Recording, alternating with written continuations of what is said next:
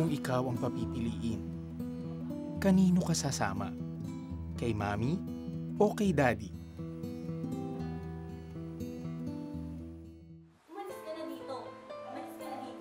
Sa kalagayan ng solong anak na si Amparo, maagang naghiwalay ang kanyang mga magulang.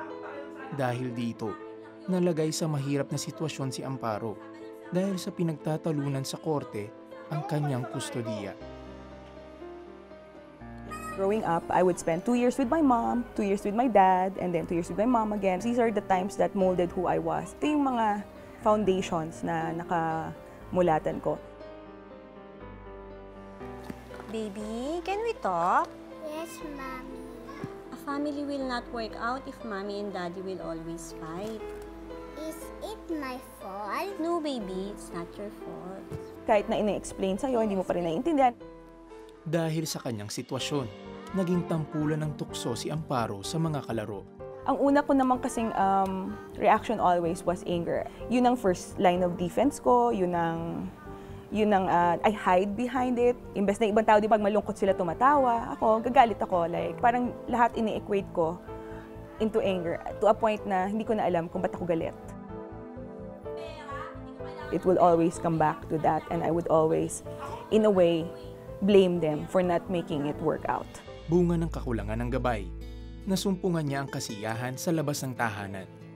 Pumasok siya sa pakikipagrelasyon, umaasa na ito ang magpapahinahon sa kanyang galit. Dito niya nakilala ang kanyang nobyo na nagbigay sa kanya ng kalinga at atensyon. I actually knew what I was doing and I was deciding to go against the will of both my parents. Di kalaunan, nagbunga ang kanilang kapusukan. Nagdalang tao si Amparo sa edad na 15. In situations like this, you think nothing good is ever gonna come out of it. So parang ang magsistick lang sa'yo. 1, hinira mo buhay mo, kasalanan mo, sinungaling ka, hanggang dyan ka na lang. Nauwi sa hiwalayan ang kanilang pagsasama. Kinupkop at tinulungan naman siya ng mga magulang nito. Makalipas ang mahigit 1 taon. Ma, thank you very much for everything. Bagamat mahirap sa kalooban, ay iniwan niya ang kanyang anak sa magulang ng ama ng bata at bumalik muli sa pag-aaral. I realized that whatever it is that I decided upon, I feel in my heart na that was a better solution for my child. Hurt and insecurities, low self-esteem kasi nga ikaw parang alam mo yung how you believe that how you are perceived by others is the truth, di ba? Kung sinabi nga siguro nilang walang kwenta, baka nga walang kwenta ako, di ba? I thought it was okay. Akala ko na ito na yung part na I could be happy because I've found myself. I would say na everything I had was my achievement. Akong gumawa nito, ganyan, ganyan.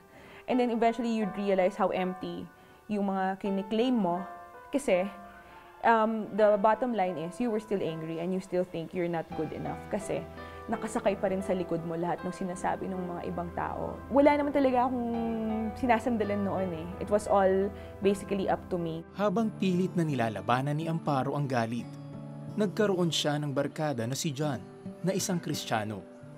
Third-year college siya noong marinig kay John ang salita ng Diyos.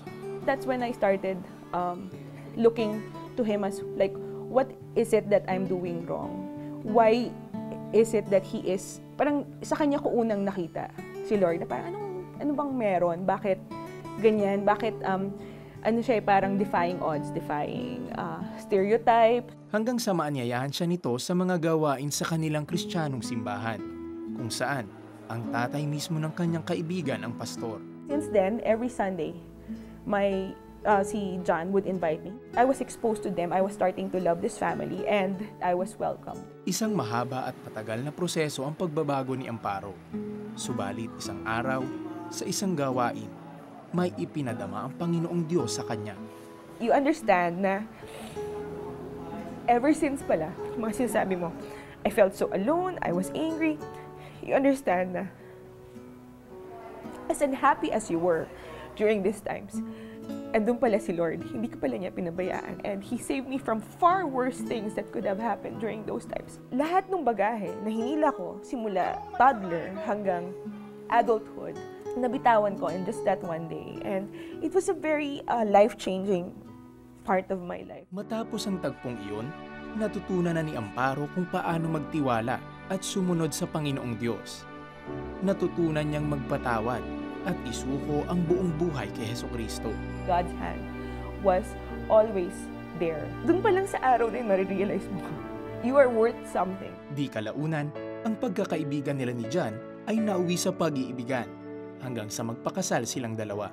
Si John ay naging pastor, habang si Amparo ay 15 taong naging flight attendant bago magdesisyong magtayo ng sariling negosyo sa lungsod ng Baguio.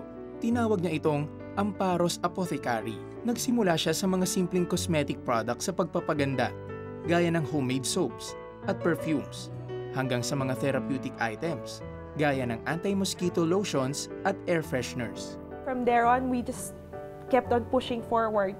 Then more products came out. We were invited by a friend to the Panagbenga Session Road in Bloom. And then from there on, it just, little blessings. Sobrang galing ni Lord. We're not satisfied yet where we're at now. We want to grow more in love. We want to grow more happier together. We want to grow more wiser together. If kung feeling namin click na kami, we want to be more click kung mayroon man ganun statement. No? We must realize that the love of God must be received first so that we can love others the way He wants us to love others. Kapayapaan, kalayaan, at magandang kinabukasan. Walang pagsisisi si Amparo sa pinili niyang sumunod sa Panginoong Diyos na siyang susi sa lahat ng kanyang nakamit sa buhay.